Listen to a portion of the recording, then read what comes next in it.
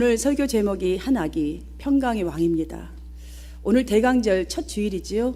대강절이 무엇입니까? 예수님께서 이 땅에 오시기 전에 성탄을 준비하는 그 기간을, 4주간을 말합니다. 사랑하는 여러분, 아직까지 혹시라도 예수님을, 예수 그리스도를 만나지 못한 사람에게는 주님을 마음에 모시는 시기가 되었으면 참 좋겠습니다. 그리고 또한 우리 성도들에게는 재림 예수 그리스도를 기다리는 슬기로운 5 처녀들처럼 성탄을 성령 충만한 가운데 기다릴 수 있도록 여러분의 마음을 정말 더 많이 결집시키고 기도하고 예배 중에서 정말 기다릴 수 있는 그런 우리 한마음 교회가 되어지기를 간절히 바랍니다. 우리 지금 벌써 12월 2일 첫 주일이죠. 우리 나이만큼 아니면 올해는 11월 또 12월을 접을 만큼 지난 세월들을 돌아보면 세상이 참 여러분 30대는 30대대로 40대는 40대대로 60대는 60대대로 참 세상이 참 많이 변했다라는 생각 드시지 않습니까? 또한 많이 편해졌구나, 참 좋아졌다라는 생각도 들을 것입니다. 우리 어린 시절에다가 비교해보면. 하지만 그것뿐만이 아니라 다른 한편으로 본다면 산업계를 보십시오. 요즘에 구글, 페이스북 또 우버와 같은 첨단 기술을 적용하여서 정말 온 산업계는 적은 인원으로 최대 효과를 내는 트렌드가 아주 지금 발빠르게 움직이고 있습니다. 그러다 보니까 아이들을 가지고 있거나 우리의 앞날을 보면 또 좋은 세상은, 정말 좋은 세상은 언제 올까라는 생각을 정말 많이 하실 것입니다. 오늘 본문 말씀을 보아도 그런 것 같아요. 물론 우리는 평안한 중에서 어쩌면 더 좋은 세상을 바라고 있는지 모르지만 이스라엘이 이 시리아와 바벨론에 의해서 멸망을 당하고 백성들은 막 포로로 잡혀가고 있는 시절이에요. 백성들의 아마 그들의 그때 당시의 마음은 언제 우리에게 좋은 세상이 올까나 할 만큼 그 역사의 시기가 암울한 시기에 있었습니다. 그런데 그때에 하나님께서 이사야 선지자를 통해서 죽음의 그림자가 드리운 그 땅에 고통이 삽입하고 정말 많은 슬픔과 고민들이 상접해 있는 그 땅에 또한 사람들에게 그 어둠의 그늘이 거칠 날이 올 것이라고, 한 빛이 올 것이라고 하시면서 메시아 탄생을 예언하신 말씀의 선포가 오늘 본문입니다. 이 예언은 그 백성들에게만이 아니라 오늘날 우리에게 주시는 메시지이기도 하기 때문에 소망을 가지고 듣는 여러분 되시기를 바랍니다. 그냥 성탄절이니까 하는 그것이 아니라 정말 어떤 내 지금 신앙의 선주선은 무엇인지, 내가 앞으로 나아갈 때에 그 고통 중에 있고 이 계획 속에 가운데 있는 나에게 이 한 아기가 이 빛이 비춰진다면 여러분의 인생은, 여러분의 이 생각은 분명히 달라질 줄 믿습니다. 이 예언을 보시면 메시아를 통해서 놀라운 일들이 일어난다라고 말씀하고 있는데요. 보십시오. 고통을 겪고 있는 사람, 어둠 속에 헤매는 사람, 죽음의 그림자가 드리운 땅에 사는 사람들에게 빛이 비추어진다 하는 이 사건, 이 말씀, 저는 이 말씀을 연구하다 보니까 그 요한복음 14장 27절 그 말씀을 보면 예수님께서 십자가 죽음을 이제 말씀하시니까 제자들이 완전히 시리에 빠진 거예요. 두려운 거예요. 우리 어떻게 하면 좋아? 아니 이분이 정치적 메시아인 줄 알았더니 아니 죽는다는 게 말이 돼? 두려운 거예요. 그때에 예수님께서 제자들에게 뭐라고 말씀해 주십니까? 평안을 너희에게 끼치노니 곧 나의 평안을 너희에게 주노라. 내가 너희에게 주는 것은 세상이 주는 것과 같지 아니하니라. 너희는 마음에 근심하지도 말고 두려워하지도 말라 라고 말씀하신 것과 똑같습니다. 지금 이 이사야 선지자를 통해서 하신 예언은 세상에 줄 수도 없고 도대체 생각지도 못하는, 해결할 수도 없는 그런 평안을 인류에게 주시려고 예수께서 이 땅에 오신다는 거예요. 한 빛이 오신다는 거예요. 우리 모두에게 분명히 소망에 있어야 할 이유, 그들에게도 소망이 있어야 했던 그것은 우리에게 빛만 비추어지면, 이 지금 아기 예수가 정말로 내 중심에 만나지면 3절 말씀 보면 그 기쁨을 이렇게 묘사하고 있습니다. 표현하고 있습니다. 3절에서 첫 번째로 주께서 이 나라를 창성하게 하시며, 여기서 창성하다라는 말은 힘과 세력이 더 커진다는 거예요. 여러분의 생각이 정말 힘 있는 생각, 자, 그 힘 있는 생각 점점 더 커지는 거예요. 믿음의 분량도 좀 달라져야 되지 않겠어요? 자, 모든 일들이 번성하게 한다는 뜻입니다. 아멘을 받습니까? 여러분 보십시오. 궁극적으로 예수 그리스도께서 세우신 하나님의 나라의 확장이 여러분에게 되어지면, 정말 일어나면, 성령 충만이 있어지면 번영하여서 우리 성도들의 영적인 즐거움이 더해가게 될 줄로 믿습니다. 이런 은혜가 여러분 속에 있기를 주님의 이름으로 축복합니다. 두 번째로 보면 4절에서 그들의 삶을 내리누르던 무겁게 먼 멍에와, 또한 여러분 우리 압제당한 거 참 많아요. 생각부터 삶 자체가 해방될 것이라, 이렇게 예언하고 있습니다. 이 예언은 잘 보시면 미래에 이루어질 일을 이미 이루어진 것처럼 완료형으로 말씀하고 있어요. 이 말씀이 되게 중요해요. 왜 완료형으로 말씀하고 있으실까? 그것은 그리스도께서 오시면, 여러분의 삶 가운데 오시면, 중심 가운데 오시면 사단의 압제에서 제 명예로 신음하는 내 자신들이 해방되는 주님의 사역을, 구원 사역을 지금 가리키고 있기 때문입니다. 얼마나 굿뉴스입니까? 말할 수가 없어요. 다섯 번째 보십시오. 5절에, 세 번째 보십시오. 5절에서 우리들의 마음을 가장 잘 아시는 분이 누구라고 보십니까? 남편일까요? 와이프일까요? 자식일까요? 친구일까요? 여러분 정말 그렇지 않아요. 나름대로 탁 펴놓고 나면 나중에 고민되잖아요. 또 무슨 말을 해갖고 또 더 이렇게 눈덩이처럼 불어나서 나 괴로우면 어떡하지? 해놓고 할 때는 몰랐는데 그런 게 우리 인생이에요. 또한 내 마음 털어놓는다고 남편한테 해봐도 아니 뭐 그거 갖고 그래 보세요. 그러면 했던 것보다 더 눈덩이처럼 고민은 더 늘어나고요, 속상함은 늘어나요.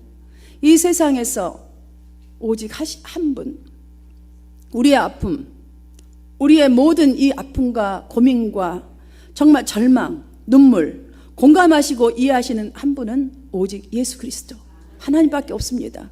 그분을 진정으로 만나야 우리 속에 있는 것들이 위로를 받고 힘을 받아서 평화로다 누리게 되는 거예요. 자, 보면은 혼돈이 없이 승리와 평화의 공의가 시대가 그분으로 말미암아 도래할 것이라는 뉴스를 주시고 있습니다. 사랑하는 여러분, 위기 가운데 있는 이스라엘 백성들에게 이 얼마나 놀라운 예언입니까? 더 이상 노예가 아니라 누구도 차별받지 않는 평화의 세상이 도래할 것을 고대할 수 있는, 그렇게 이끌 수 있는 이 예언, 그들에게 엄청난 용기를 주었듯이 오늘날 많은 사람들이 여러분 지금 예수 탄생 온다고 얼마만큼 기대하고 고대하면서 여러분 중심에 그 예수님이 지금 올 수 있도록 여러분의 영을 깨우고 믿음을 깨우고 예배를 깨우고 있으신가요? 많은 사람들이 문화적인 이 성탄을 즐기려고 현실 속에 지금 이렇게 살아가고 분주합니다. 어떻게 하면 좋은 모임을 만들어서 가서 그냥 열심히 이 목에 때를 베끼고 발바닥에 때를 베낄까? 여러분 이거에 지금 많이 바빠요. 크리스찬도 마찬가지예요. 그냥 행사로 지나가는 경우가 너무 많아요. 사랑하는 여러분, 오늘 이 말씀이 예수님이 여러분 중심에 오시기를 축복합니다. 정말 여러분의 그 마음 잠자는 영혼 속에 오기를 축복합니다. 이 예언의 사실요 말씀은 살아계신 하나님, 역사하신 하나님, 이 하나님을 믿고 나아가는 성도들에게 큰 힘이 된다는 거예요. 이거를 잡고 나아가라는 거예요. 6절 말씀을 함께 읽겠습니다. 시작. 이는 한 아기가 우리에게 낳고 한 아들을 우리에게 주신 바 되었는데 그의 어깨에는 정사를 메었고 그의 이름은 기묘자라 모사라 전능하신 하나님이라 영존하시는 아버지라 평강의 왕이라 할 것임이니라. 아멘. 이 말씀이 엄청난 말씀이 아니겠어요? 그런데 여기서 우리는 한 아기와 한 아들을 잠시 생각을 좀 하고 지나가야 될 것 같습니다. 물론 한 아기, 한 아들은 한 사람을 뜻합니다. 그러나 여기서 중요한 것은 완료형, 아까처럼 완료형으로 말씀하고 있는 것과 한 아들이 지금 한 아이 이렇게 반복적으로 사용한 그 이유가 있어요. 왜냐하면 이 아기를 무엇인가 지금 강조하고 있기 때문이에요. 강조하기 위해서예요. 이 반복어법을 사용한 것은 그 아들이 나에게 누구의 아들이냐는 거예요. 지금 누구냐는 거예요. 너무너무 중요해요. 이거에 따라서 엄청난 의미가 바뀌어지는 거예요. 우리의 삶이 바뀌어질 수 있고 우리 정신적인 이 믿음의 상태가, 영적인 상태가 바뀔 수 있기 때문이에요. 예를 들어서 옛날에 왕들의 아들은 왕을 계승하는 아들입니다. 그러하기 때문에 이것과 비교하여서 이 아들, 한 아이, 하나님의 독생자라는 이 사실, 똑같이 하나님의 권세를 가진 자라는 이 사실을 분명하게 해주기 위해서 여기서 정사, 이 뜻이 무엇이냐면 정권, 권세, 권력을 어깨에 맨 열쇠를 가진 자라는 거예요. 메고 있다라는 거예요. 기묘자, 모든 자연의 법칙을 초월한 놀라운 일을 행하실 분, 모사, 가르치는 자, 위로자, 우리가 의뢰할 자, 우리를 지혜해 줄 그분, 전능하신 하나님이시라, 영존하시는 분이라, 그분이 우리에게 지금 나타났고 주셨다라고 말씀하고 있는 거예요. 그렇기 때문에 이 아들, 이 한 아이 누구냐는 거예요. 여러분에게는 누구십니까? 여러분은 누구를 지금 기다리고 있습니까? 성탄절 무엇을 기다리고 계십니까? 평강의 왕, 우리의 왕이, 나의 왕이 되어야 회복이 일어날 줄로 믿습니다. 인류에게 영원히 변치 않을 평화를 주시려고 오신 그분을 7절에서는 보십시오. 그 정사와 평강의 더함이 무궁하며 라고 표현합니다. 그것뿐만이 아닙니다. 더 우리가 더 탁 그냥 받아서 가슴으로 쫙 올 수 있도록 다윗의 왕조와 그의 나라를 더 굳건하게 세우고, 실질적인 거 아니에요. 실질적인 거 아니에요. 우리의 나라가 내가 제대로 세우고 이 나라가 굳건히 세워서 보존하실 영원한 왕이라, 만군의 여호와의 열심히 이를 이루시리라. 하나님이 우리 속에 오면 그분이 나를 통하여서 이루시리라. 이렇게 설명해 주었습니다. 사랑하는 여러분, 1절 말씀에 보면 그들의 지금 삶의 현재는 고통을 받았던 자들, 전에 고통을 받고 지금도 받고 있는 자들입니다. 멸시를 당하였다라고 합니다. 그런데 한 아이가 이 땅에 오면, 여러분 가운데 임하면, 여러분이 정말로 영접하면 그들이 고통받으며 처우하던 그 지역이 영화롭게 된다라고, 여호와의 열심히 이루리라고 지금 말씀해 주고 있지 않습니까?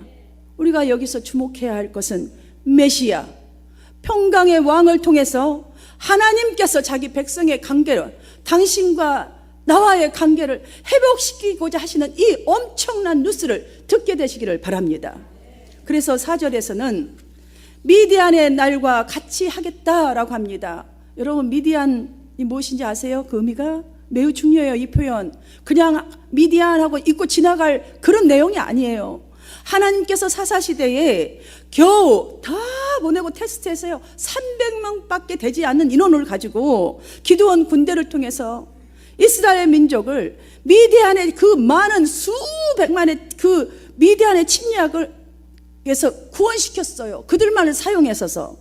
여러분, 우리 각자 한 사람밖에 되지 않아요. 이 표현은 전적으로, 그리고 반드시 하나님의 구원의 손길이 그리스도의 메시아를 통해서 성취될 것을 강조하고 있는 말씀이기 때문에 우리 각 개인에게는 엄청나게 중요한 말씀입니다.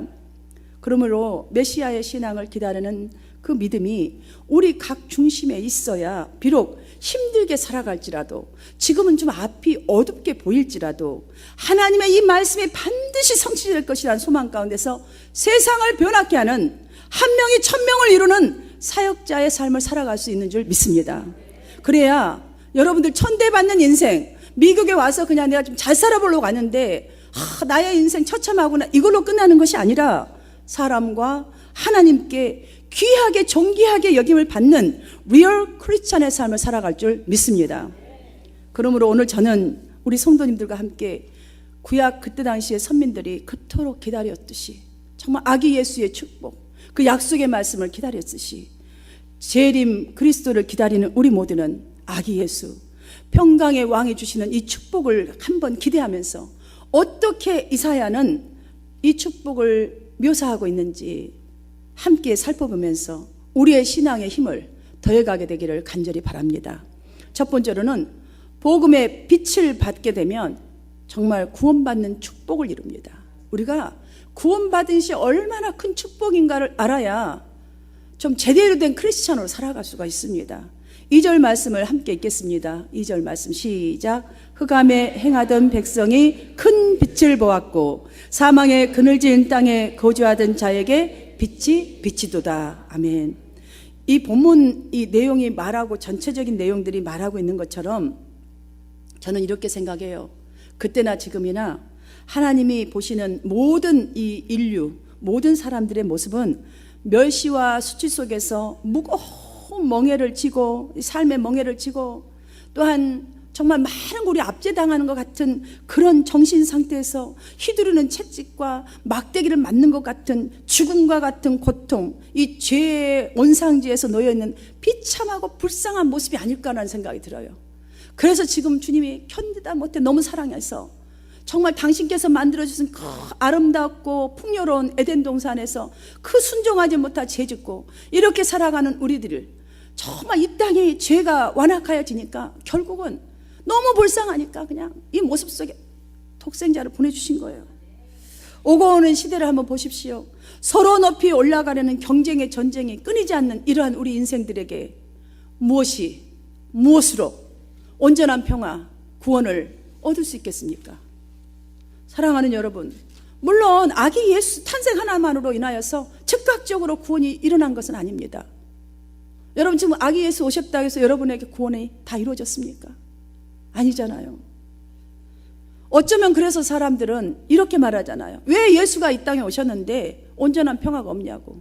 그냥 탁탁 구원시켜서 좀 탁 멋지게 좀 해주지 왜 크리스찬들은 이 모양이냐고 이렇게 항변하기도 하지요. 그들의 항변의 내용이 무엇인 것 같습니까? 평화가 인위적으로 조성되는 평화라고 생각하기 때문에 그들은 지금 그렇게 말하고 있는 것입니다. 여러분, 우리가 힘써서 애써서 이 평화 만들어지던가요? 그거 얼마 가든가요? 얼마 못 갑니다. 그러나 오늘 본문에서 말하는 평강의 왕이란 이 이름 안에 하나님과 인간 사이에 오랜 동안, 여러분과 하나님 사이에 오랜 동안 정말 깨졌던 평화, 불화의 이 해결 방법이 있음을 우리는 알아야 합니다. 지금 그것을 지금 선포하고 있는 말씀이에요. 이 예언의 말씀은. 그래서 바울은 이렇게 설명해 줍니다. 이 방법을. 믿음으로 말미암아 의롭게 하심을 얻었은 즉 하나님으로 더불어 화평을 누리자. 우리는 예수 하나 믿는 그걸로 지금요 하나님의 백성이 됐다는 말이에요. 그럼 우리에게 있는 말씀이 무엇입니까? 하나님께서 주시는 엄청난 약속이 있다는 거예요. 제발 그것으로 좀 평화를 누리자라고 합니다. 여러분, 화평, 샬롬이 아닙니까? 이게 보상이나 회복이라고 이렇게 의미를 내포하고 있다면 정결한 이 피를 흘려주시는 이 예수 그리스도의 중보 사역으로 말미암아서 우리는 오직 그 예수님을 내 중심에 온전히 믿음으로써 하나님과의 평화스러운 관계를 갖게 되는 거예요. 그 다음에 은총을 누릴 수가 있는 거예요. 구원의 은총을. 이 평화야말로 진정한 의미의 평화입니다. 모든 평화의 근거가 되는 구원인 줄 믿습니다. 여러분, 이것이 확증되지 아니하고 없으면 우리 진정한 평화 못 누려요. 이 말씀, 본문 말씀 무척 중요해요. 두 번째로 우리에게 이 평강의 주님이 이 땅에 오심으로 주어지는 것, 나에게 오심으로 주어진 것은 joy, 즐거움을 더해주는 거예요. 3절에서 표현한 즐거움은 여기 말씀하고 있지 않았습니까? 농부들이요 땀 흘릴 때는 참 미련스럽게 보이잖아요. 우리는 딱딱 돈 주고 사 먹으니까 좋은 직장을 딱 사 먹으면 되는데 얼마나 고생입니까? 그런데 그 수고한 그 충분한 대가, 한 알 심었는데 수백 배가 나오는 그 대가를 농부만이 할 수 있는 대가예요. 그걸로 인한 이 기쁨은요 무엇과 바꿀 수 없는 거예요. 여러분들의 수고, 메시아를 믿는 그 믿음의 수고, 여러분 더할 나위 없이 하나님께서 여러분에게 성령의 열매로 갚아주실 줄 믿습니다. 이 기쁨을 누리는 여러분 되시기를 바랍니다. 세 번째로는 죄에서 자유롭게 하신다는 거예요. 4절을 보시면 그의 압제자의 막대기를 주께서 꺾으셨다라고 했어요. 이분이 꺾으셨다. 여기서 멍에와 막대기는 모두 죄가 주는 고통을 상징하는 거예요. 우리 인생이 전부 다요, 이거는 전부 다 욕심 뭐 다 이뤄야 되는 것들이 다 죄예요. 어떻게 보면 그 욕심 때문에 우리는 다 고통스러워요. 하나 이러면 그 다음에 갈라니 또 고통스럽고 또 머리를 짜야 되고 또 이것이 지속되게 된 거예요. 언제 끝날 건데요? 끝나지 않습니다. 여기서 자유할 수 있는 분 오직 한 분입니다. 우리는 누구나 할 것 없이 의외로 조그만 일에도 잘 넘어져요. 의외로 조그만 일에도 참 상처를 잘 받습니다. 이것이 무엇을 말씀해 주고 있습니까? 이것이 인간이 그만큼 잘났든 못났든 많이 갖고 있든 어쨌든 상관없이 인간이란 이 정도로 연약하다는 존재라는 것을 대변해 주고 있는 것입니다. 사랑하는 여러분, 그러므로 우리는 우리의 모사요 기묘자 되시는 예수님을 우리의 삶의 중심에 모셔드려야 합니다. 왜냐하면 예수 그리스도만이 우리의 연약함에 이 무거운 죄의 짐에서 자유롭게 하실 분이기 때문이에요.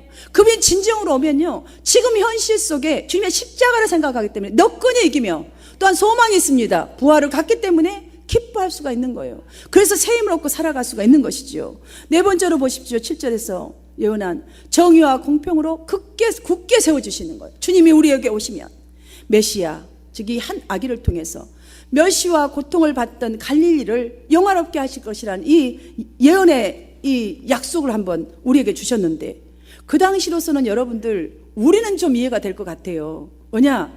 이미 믿음의 선진들이 직접 경험했어요. 주님과 함께했고 십자가를 사건을 보았고 경험했고 따라 보았고 다 해봤습니다. 우리 같으면 경험이 되고 이해가 되겠으나 그 당시로서는 사실 굉장히 이해하기 어려운 선포일 수도 있어요. 믿기가 어려운 선포일 수도 있어요. 그런데 이것이 무엇을 내가 말하기 위해서 여러분에게 말씀드리냐면, 지금도 마찬가지예요. 보았다 한들 우리의 믿음은 어떻습니까? 여러분들 그럼 이 지금 선포가 여러분에게 큰 소망이 되어야 할텐데 정말로 큰 소망이 되어지나요? 정말로 평화의 왕 재림의 주님을 기다리는 지금 각자의 영적 재능을 발휘하면서 소망을 가지고 지금 나아갈까요? 어쩌면 예수님 당시에 함께 하셨던 그들이 다 보았던 유대인들처럼 우리의 신앙심은 사회적 평화, 자 정치적인 메시아 생각하고 있는 정도의 신앙일 수 있습니다. 예수 믿고 내가 잘 되고 천국 가고 이런 정도의 신앙. 이사야의 예언은 평화의 왕이란 것은 예수 그리스도의 삶과 가르침 이 속에서 나타난 하나님의 사랑, 화해, 관용, 용서, 인내, 그러니까 성령의 열매, 갈라디아서 5장 22절, 23절 말씀처럼 이 성령의 열매들을 지금 말씀하고 있는 거예요. 의미예요. 그러므로 먼저 주님의 평화가 우리 개인에게 찾아와야 합니다. 우리 개인에게. 여러분 개인에게, 개인의 영혼에게 주님이 내적으로 정말로 정립된 후에만이 이 평화는 여러분 개인을 통해서 사회적으로 구현될 수가 있어요. 그러므로 여러분 개인이 그 무엇보다도 먼저 아기 예수 그리스도를 통한 이 하나님과의 평화를 회복해야 합니다. 무척 중요합니다. 왜냐하면 내가 주님을 만나야 나의 지금 현재 있는 십자가의 고통을, 여러분 어떠한 속상한 일이 생겼나요? 지금 안 좋은 일이 있나요? 아니면 어떤 문제가 풀려지지 않는 답답한 속에 있나요? 그게 십자가예요. 아, 이걸 통과해야 되는구나. 지금 나와 함께 하시는 주님이 계시니까 이걸 통과하면 그 다음에 딱 떠오른 게 있을 거예요. 부활. 그러하기 때문에 부활을 생각하면서 그때서 소망이 생길 때에 우리의 평화가 진정한 평화예요. 또 이 평화가 상대방에게도 이웃에게도 구현될 줄 믿습니다.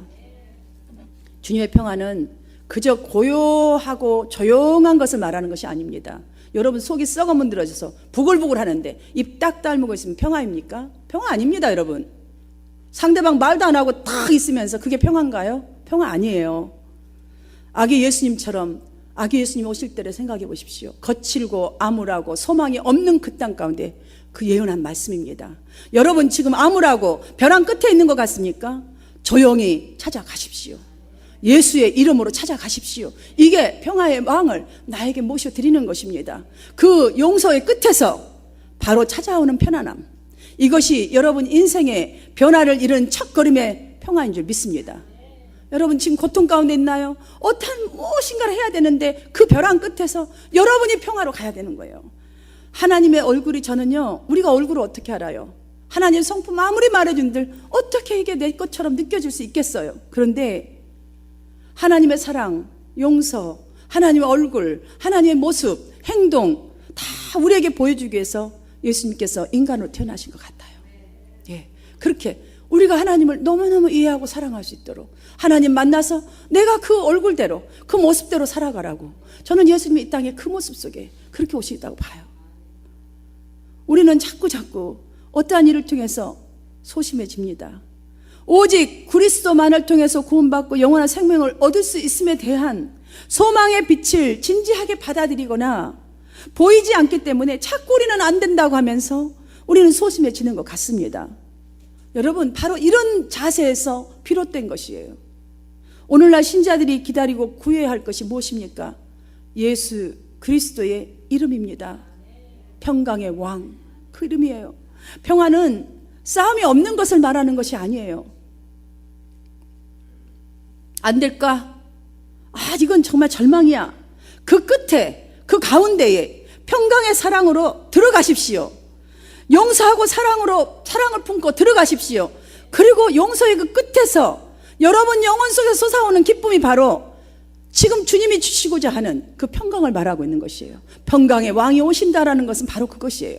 우리가 이제는 해야 되는 사명이 우리에게 있지 않습니까? 평강의 왕 예수께서는요, 자기 자신의 평강을 위해서 오시는 게 아닙니다.